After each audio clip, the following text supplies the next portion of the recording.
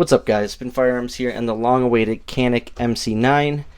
This is a firearm that has gotten a lot of attention, a lot of hype. A lot of people are choosing it for their firearm, their go-to everyday carry, but there's also a lot of marketing behind it.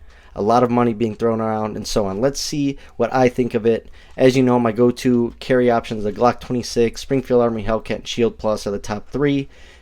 How does it compare? First impressions right out of the box. Let's get into it. Now, it is Canik, so you know it's going to be right away a great value. Now, obviously, you have different back straps, which we won't really be able to test out the pure ergonomics until I put those in. You got your cleaning brushes. You have this. Oh, you know what?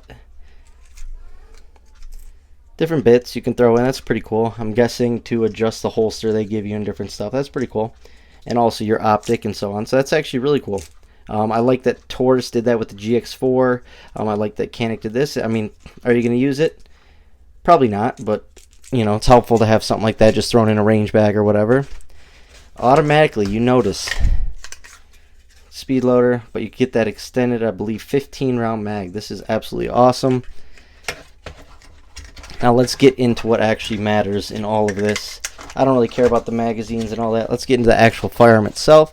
And it comes with a holster. Now, Canik does give you a holster, which is nice right out of the box to have something while you're waiting or whatever. But is it a good quality holster? No.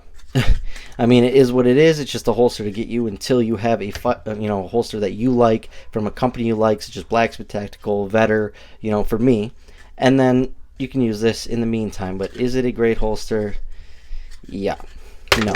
Anyways, Canik MC9. This thing is actually pretty nice looking. I thought it was a nice looking Micro 9. It looks basically like their subcompact version of their firearms. Right away you notice it's got a rail, blacked out rear sights with a white front dot. Now, no tritium, I don't believe. Nope, these are not night sights. But the Canik MC9 is anywhere from like 400 to 475. So you get what you pay for basically. Good, nice serrations on the front and rear. Good texturing. I mean, it's similar to like a SIG. Good texturing. I like it. Ergonomics for me. I mean, they're pretty decent. They're pretty good, actually. I like them. Yep, I can get used to this. It's just like any other handgun at first. It's going to feel weird compared to what you normally carry, but once you actually get a good grip on this thing, oh yeah, this is going to be a shooter for sure. I actually really like this. I mean, I might try out a different back strap or two. I like the back straps like on the GX4 that go further out and just like dig deep into your palm swell. So I'll probably be switching to one of those. But for right now, it's actually pretty decent if this is all you had. But obviously, you have two other options in the box, which is always nice to get stuff like that. Top of that optics cut, and that optics cut probably didn't affect the price that dramatically. Whereas we all know with the Glocks, the MOSs and stuff, the price changes dramatically to get something that should come standard on every firearm. But so far, I really like it. I mean, this is really nice. This takedown lever is a little funky, but I mean, it sort of blends. It doesn't really, it's sort of snag proof. I guess it sticks out a little bit, but it is what it is. It just looks funky. I'm sure it functions fine. Let's get into what matters. So this is a 12-round magazine for the flush, and they also give you the little pinky extension. A lot of people like running those. I like running it on my Hellcat. Anyways, how does it rack at first? A little drag, but that's normal on a newer firearm. Plus, it's not oiled as much as you'd think they would have sent it. I guess it's not wrapped up in plastic like a lot of firearms come, where they have it oiled and all ready to go. But this one needs a little bit of oil, but it's fine. It racks. Trigger. It's weird because it's like a little wall there. No, watch this. Ready? It's almost like a false wall. It's interesting, but it's not bad. It's very light and crisp. Ooh, that reset's where it's at, though. That reset is very nice. Springs back really well. Like, no time waiting at all. Honestly, it's a pretty decent trigger. That first trigger pull, I bet it feels a lot different in live fire. Like, most of these trigger pulls are completely different when you're live firing them. But, ooh, that's pretty decent. And I like how they use the red trigger safety just to give it a little character.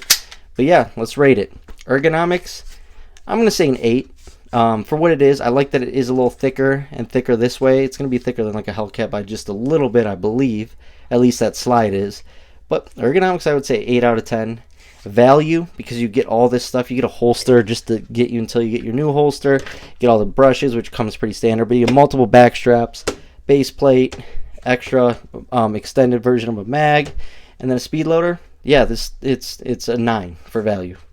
When it comes to the finish on the slide, I don't know yet. I can't speak on it. Sometimes you can, like when you look at a Ruger finish or Sig finish, but this actually seems pretty decent. This seems somewhere in between like a CZ and a Smith & Wesson.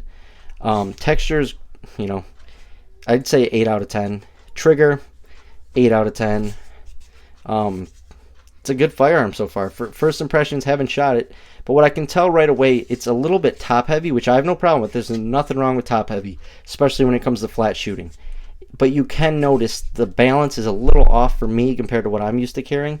But that weight, that heaviness, that a little longer, overall slide compared to the other Micro 9s, that's going to help with shootability and snappiness. So you can't always complain about that. There's give and takes to literally everything when it comes to the firearm industry. A heavier firearm will handle recoil better, but it's going to be harder to carry.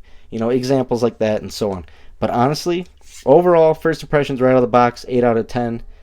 I'll have to shoot it to know if it could ever replace anything, but right now, I could see it getting close to my top 5. It's just that trigger I got to get used to. It's a little different.